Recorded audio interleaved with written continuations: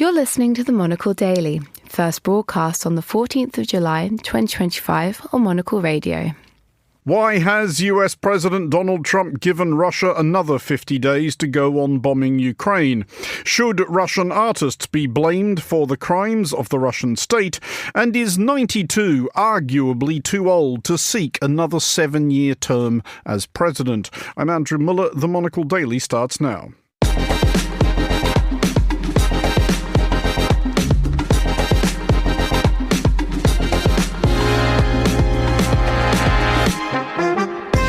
Hello and welcome to the Monocle Daily, coming to you from our studios here at Midori House in London. I'm Andrew Muller. My guests Elizabeth Braw and Stephen DL will discuss the day's big stories, and we'll hear from the Oxford boffin Marcus de Sortoy about his new book explaining the mathematical underpinnings of art. Stay tuned, all that and more coming up right here on the Monocle Daily.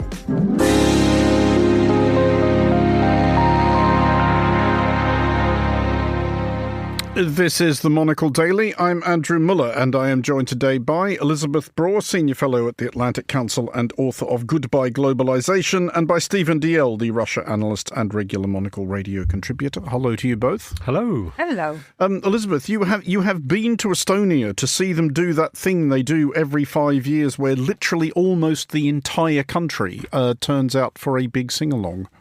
I have, and they did this year again. So the Estonian Song and Dance Festival, an incredible festival.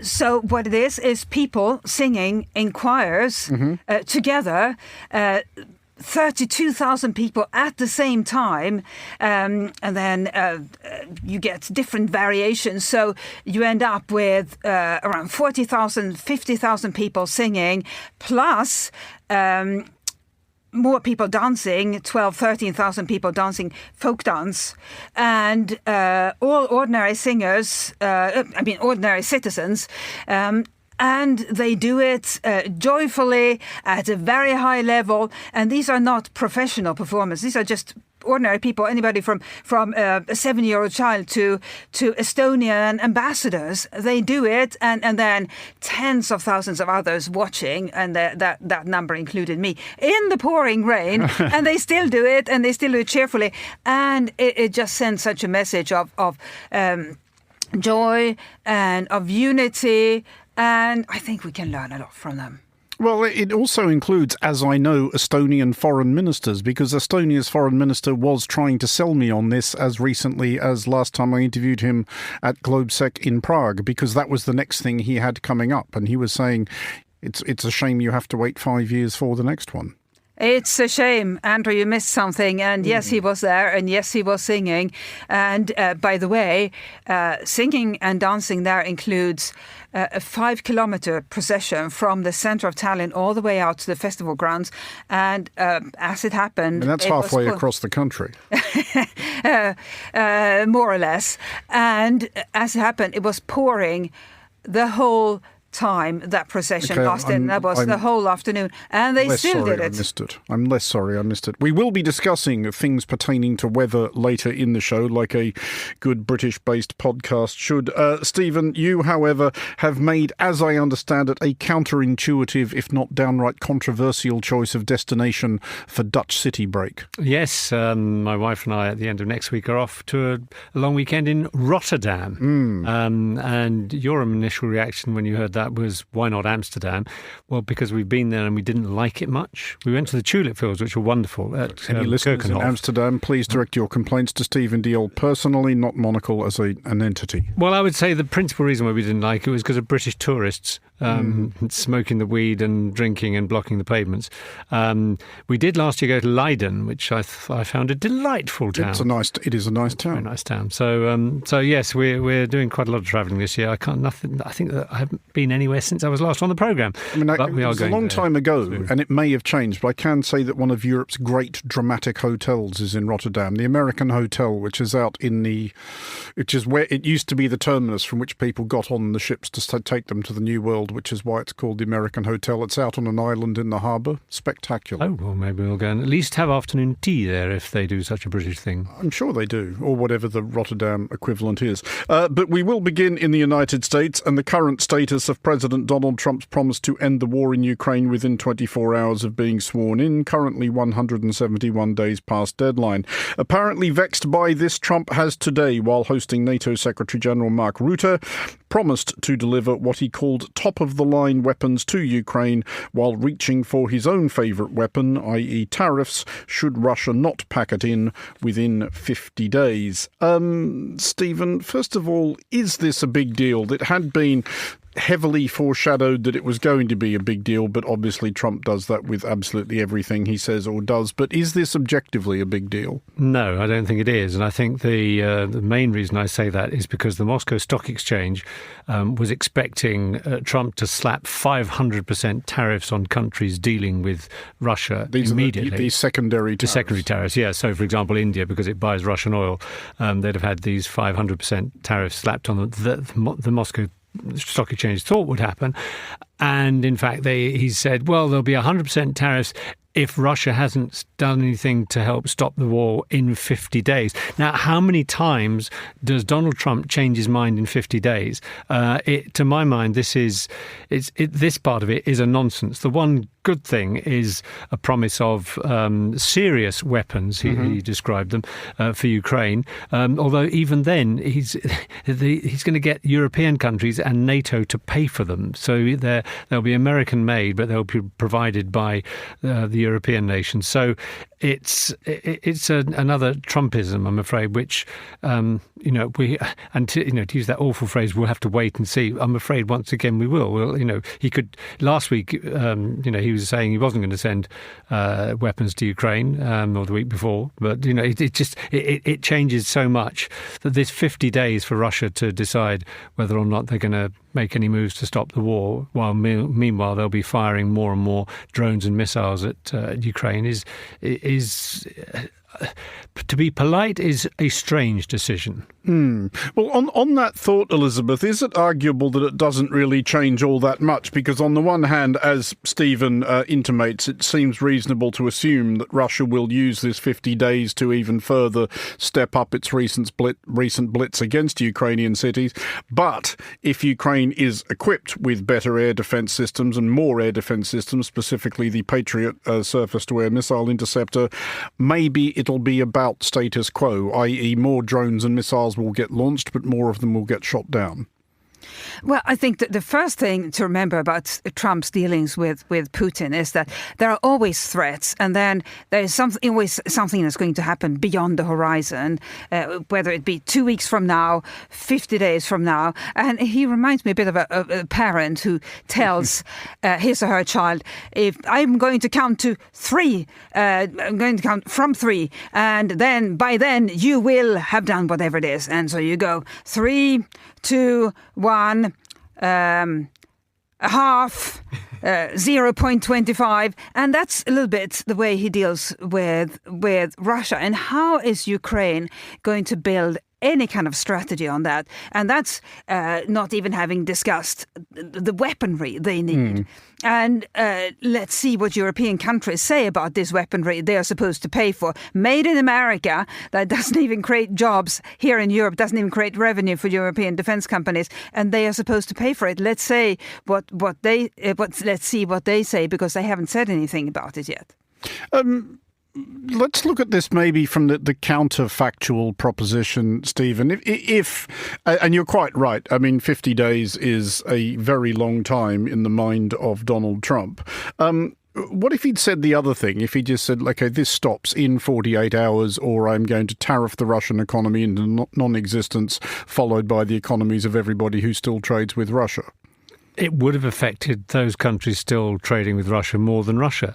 I really think that the American president and those around him don't understand how Russia's economy works. Russia's economy is now set up as a war economy. Back in the 80s, I was an analyst of the Soviet military, and someone I worked with who was very well knew the subject, and he said, that the Soviet Union doesn't have a war machine. The Soviet Union is a war machine. Well, that's what Russia's become now. Russia doesn't have a war machine. It is a war machine. The whole economy, the whole society is set up for that. And society is told that, Russia is under threat. And many people, because of the propaganda, because of the fear, because anyone protesting gets locked up, will either keep their mouth shut or they actually believe this. And so Russians over hundreds of years have been shown to be ready to accept sacrifices. And so this saying, oh, right, well, this will hit the Russian economy, that suggests that it's a normal economy, but it's not.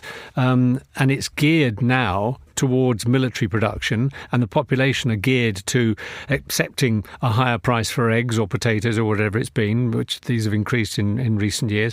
And because society is so fractured, because those who are against the war keep their mouth shut or keep their heads down, and those who are in favour speak out, and there's propaganda everywhere, there is nothing that can bring Russian society together in protest.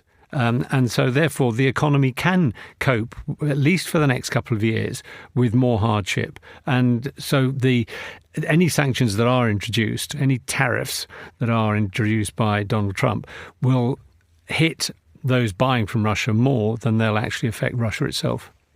I mean, Elizabeth, it does seem incredible that this is still a question worth asking after 3.5 years of this, but are we still at the place whereby you have an American administration which may be one way or the other about Ukraine winning this war, but what they don't want, and maybe this is something that the Trump administration has in common with the Biden administration, they don't want to have to deal with the consequences of Russia losing this war? I don't think that is the case. What is the case is that there is, at least in the Biden administration, the Trump administration is so hard to read simply because there is no clear line of thought that leads to the decisions. But the Biden administration was petrified of escalation from Russia. So at any given moment, at every juncture, they hesitated, and then when they did come around to a measure they were willing to take, it was a small one, and as a result, their support for Ukraine became very incremental. It did happen, and it did grow in incremental steps, but at every juncture they were afraid of how Russia would retaliate, and I think that was a fatal flaw. Maybe if since you talk about counterfactuals, if the Biden administration had been more courageous and Ukraine had received more weaponry from the US in the early stages of the war, then it could have staged a much bigger surprise defense and onslaught against the invaders. But it just didn't have enough resources to do that, and that is the unfortunate reality, and we can't change it now. But with the Trump administration, as ever, the problem is that we don't know what reasoning goes on that results in whatever statement Trump then puts on Truth Social. But it's a very good question about what kind of Russia will emerge from all this, because Putin is in a one-way street and he can't turn around. He cannot afford to be seen to lose, because he not only would lose his position, he'd probably lose his life. And the chances that if things do go horribly wrong for Russia, even if some sort of ceasefire even happens and the troops are pulled back, you've got 700,000 brutalized trained killers coming back into Russia. This is a real worry for Russian society, and the danger then, if Russia is seen to have lost and Russians perceive it as a defeat, is the possibility of a civil war in Russia. And if there's civil war in Russia, imagine the refugee situation of Russians fleeing to Europe. It would be far worse than it was when Ukraine was invaded and Ukrainians came to Europe. So there is undoubtedly in the West a fear of what's going to happen to Russia, but something terrible is going to happen to Russia. I think Russia cannot avoid it now because it's gone down this route. And all the while that Putin is there, there's a certain perhaps awful stability. I say awful for the West in particular.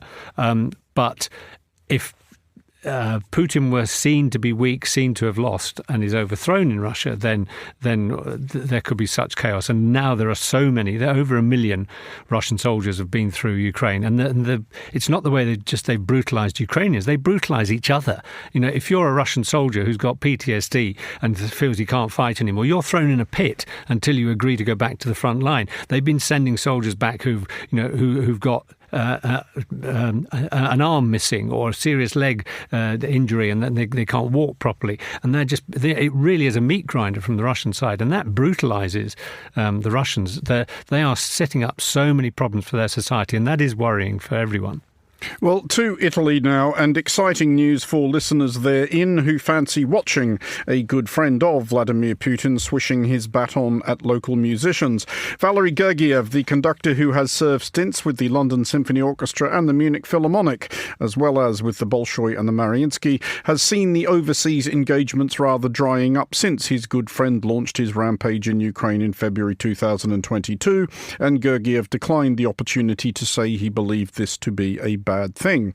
However, a festival in Campania proposes to recall Gergiev from the cold, insisting that his undisputed cultural heft more than counterbalances his equivocation about war crimes. Elizabeth, would you be buying a ticket to see Valery Gergiev in the current circumstances? I would not. And this is a debate that has been going on ever since the annexation of Crimea. I think your listeners may remember that Gergiev back then failed to criticize it. So did Anna Netrebko, in fact, who is one of the world's leading sopranos. And in fact, they both endorsed it. And she's also getting new bookings, I read as well. She is. And that led to a debate that then became extremely intense after the full-scale invasion of Ukraine 3.5 years ago. And every Western opera house and concert hall faced the question, should we cancel performances by Russian artists?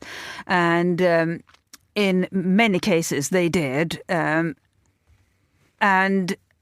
unfortunately, there is no clear answer about what you should do. The same thing happens every time there is a dictatorship, and artists from that country decline to criticize the regime. It happened with Furtwängler in Germany during the Third Reich, and many other German artists. And I think it's possible that artists can really believe that the arts are separate from politics. But when there is something as brutal as an invasion, I think that is your last chance as an artist to say, I do not support my home government. But if we're going to be that strict with Russian artists, I think we also have to think about, which artists from other countries, which countries should we scrutinize similarly?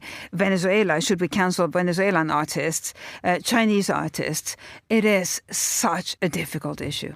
Do we have any sympathy here at all for Valery Gergiev, Stephen? He could reasonably argue that there is not a damn thing he could say or do that would have made any difference to Putin's decision to invade Ukraine. This isn't his fault. He's a conductor, and it's very easy for us sitting here in London to say, yes, you should speak out and condemn Vladimir Putin, a course of action which tends to go fairly badly for people who have been friends of Vladimir Putin.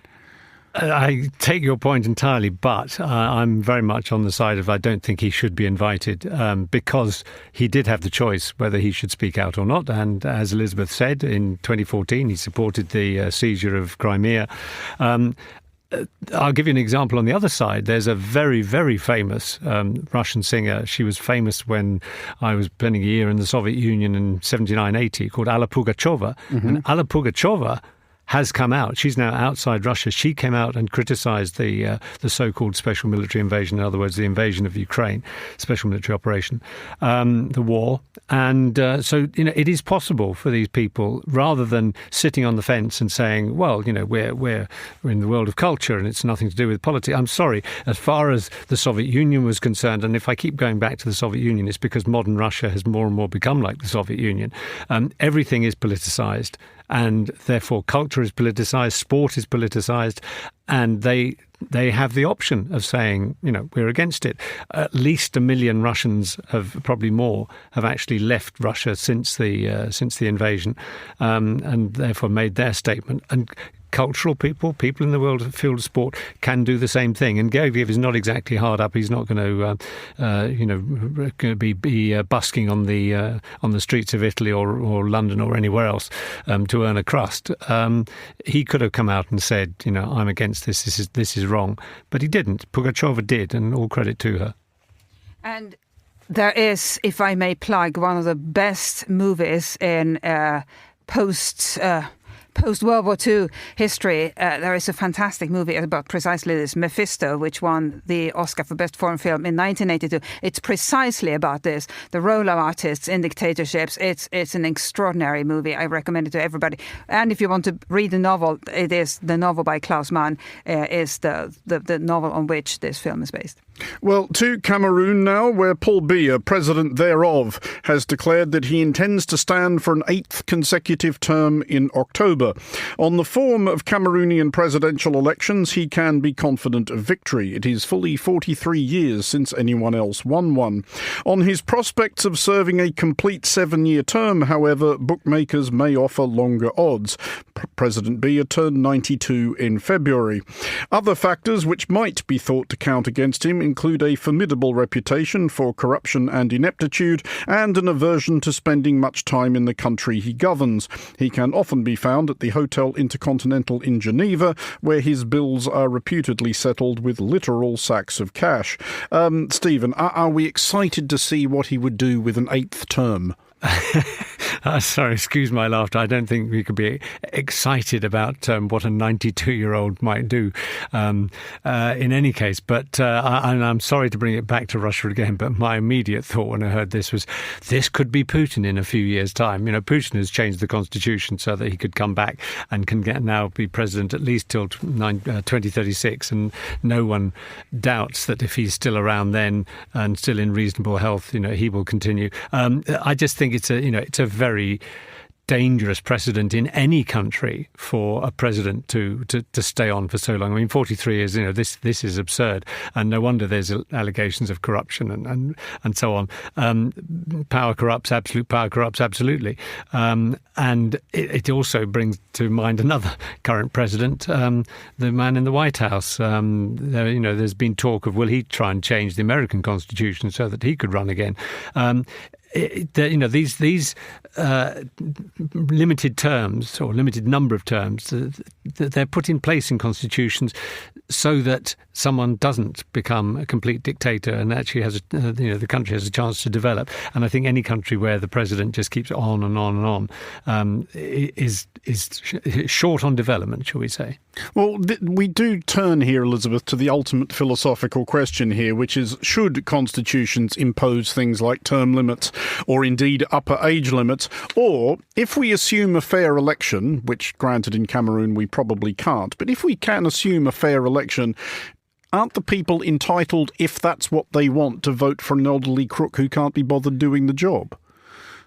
Well, I think that's precisely the question the American public and decision makers faced when Roosevelt, FDR, won a 4th victory. And he was clearly an extremely good president, well liked, but winning 4 times is quite long. Then again, Angela Merkel also won several consecutive elections and governed extremely well, just like FDR and the Germans didn't put a term limit on federal chancellors. Maybe it has to do with the quality of the democracy in any given country. Maybe countries that are not well governed on an international, according to international standards, maybe they should have to impose term limits. Do you think? Is there any argument, Stephen, that Paul Biya has a case in that I mean, obviously he's pitching himself as the stability candidate, but certainly the continuity candidate. But that's not a zero consideration in a country like Cameroon, which now is host to a sputtering, unpleasant internal conflict, which could go completely haywire to the extent that it already hasn't.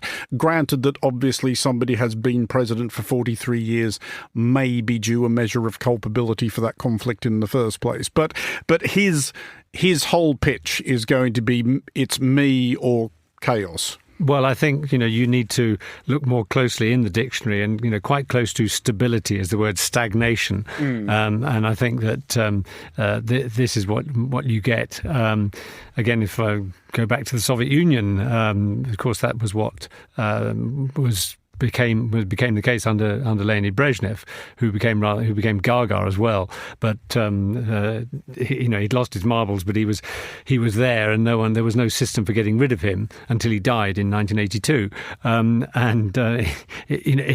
The country stagnated, and that's now, it was pretty obvious to those of us studying the country throughout the 80s and up to the collapse of the Soviet Union. But it's now recognised by Russians too that was the wrong thing. So I think there can be no argument really in favour of a 92-year-old carrying on. I mean, he's been there 43 years. I mean, it sounds like a bad joke. He's got his eye on the half century.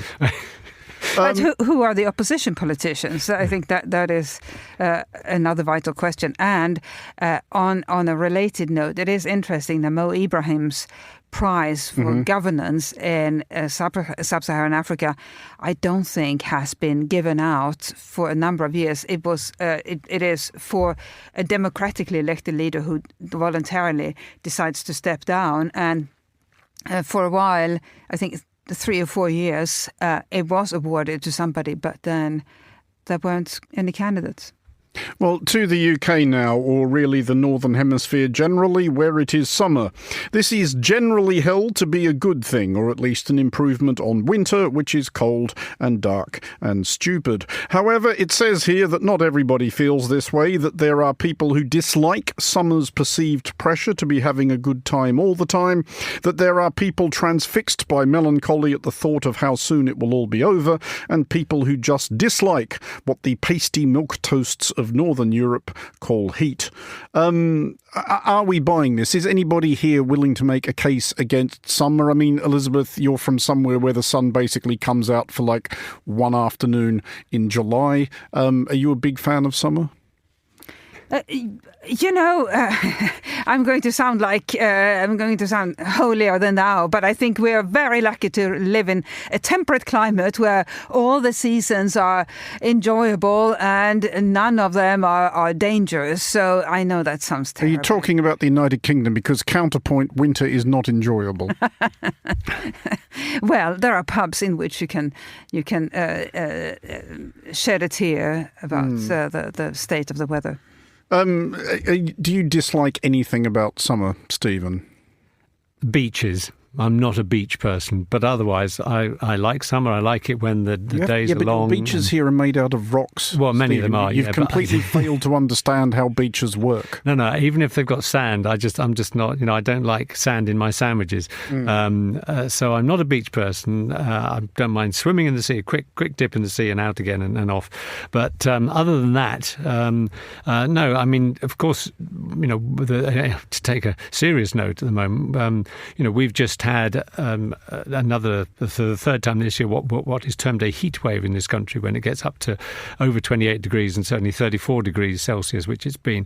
And that is very uncomfortable for some people. But I must admit, including for the planet, including for the planet, especially for the planet, indeed, and for trees and plants and so on. And there's one of the water companies has just announced another hose ban for many people in the country because water is getting scarce. So that is a really serious side to it. But in terms of the seasons, I'm afraid I'm a terrible optimist. I like spring. Everyone likes spring. That's not controversial. I like the summer, but I like winter as well. Those cold, frosty mornings I find invigorating, and I like skiing. So it's and autumn. My birthday is in autumn. The colours you get, the leaves turning colour. No one minds autumn. It's just I'm just baffled at people making a case for winter. What's not to like? It's cosy, but I've dark at lunchtime and it rains all the time and it's freezing. But I have also read in other news stories over the years that summer is bad for people because they have to spend time with their families, and you see an increased divorce rate after the summer holidays. But what happens at winter? People spend Christmas with their families, i.e. people they've spent the rest of the year avoiding, very possibly with good reason. And at least where I come from, i.e. the other hemisphere, you can go outdoors at Christmas, whereas here you're just locked in a house with them. I actually rather like that. I had very happy Do Christmases. The rest of your family, though? I think so. We certainly had a very enjoyable Christmas last year with grandchildren and my granddaughter and her parents, and and you play games that you don't do many other times of the year, which is it's a peculiarity of a British Christmas, but it's rather fun. No, I'm afraid the dark nights. When it's dark at 4:00 in the afternoon, that's a bit tedious. But when it gets cold, particularly if we have a bit of snow, we don't get much in this country, and we probably won't get any in the future because of climate change. But it does have its moments, when you come in from the cold and you come into a nice warm house, and I rather like my family. In fact, I love my family, so I enjoy spending time with my family. I can speak in favour of each season, including winter. Well, on that heartwarming and indeed hearth-warming note, Stephen Dalziel and Elizabeth Braw, thank you for joining us.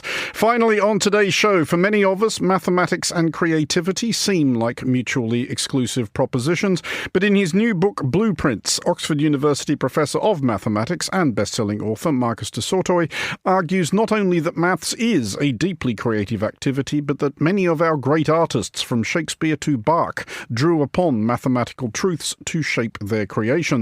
Gunnar Gronlid spoke to Marcus earlier and began by asking Marcus why he's so convinced that maths and creativity can be reconciled.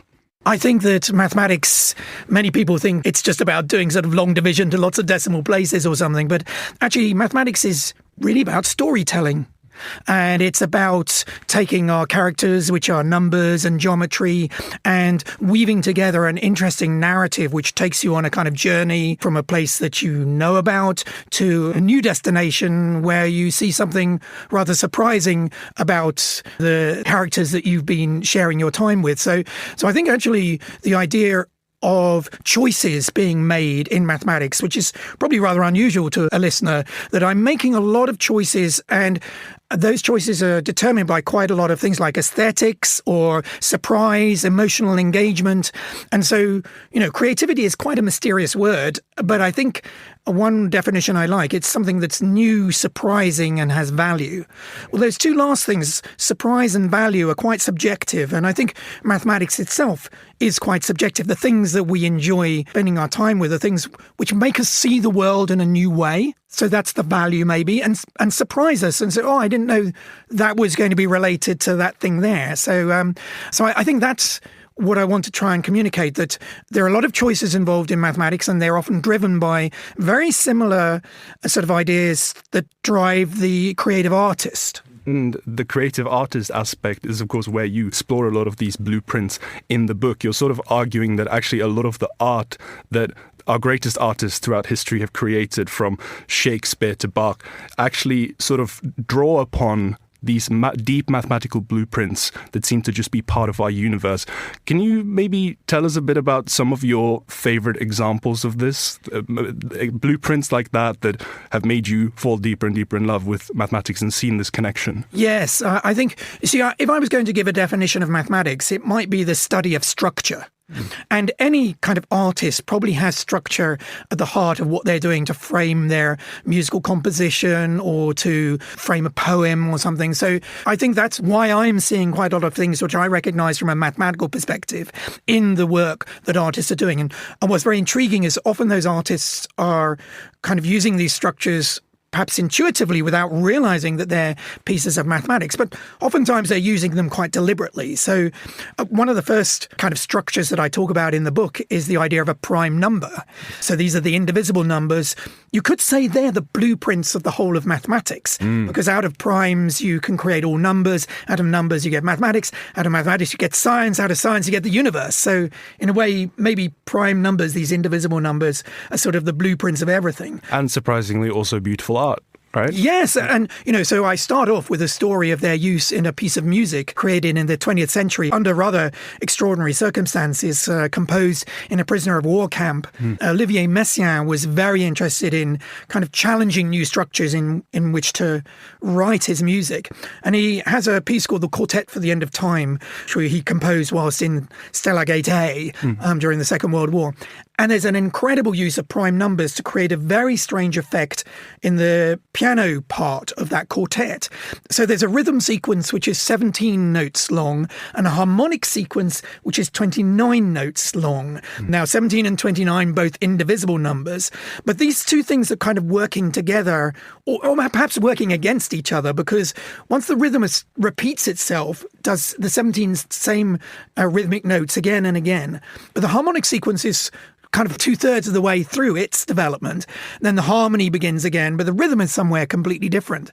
So using these, he keeps the two things out of sync, such you never hear, although it's repeating a lot, both rhythm and harmony, together, you never hear it repeat because it takes so long, 17 times 29 chords. So I think that's such a beautiful use of, just such a simple idea of prime numbers to create a beautiful effect. It's not something you can necessarily hear when you listen to the piece, but you do pick up there's repetition, but I can't hear what it is that's repeating. That was Marcus de Sortoy, whose new book Blueprints is out now. And that is all for this edition of the Monocle Daily. Thanks to our panellists today, Elizabeth Braw and Stephen Dalziel. Today's show was produced by Laura Kramer and researched by Henry King. Our sound engineer was Elliot Greenfield. I'm Andrew Muller here in London. The Daily is back at the same time tomorrow. Thanks for listening.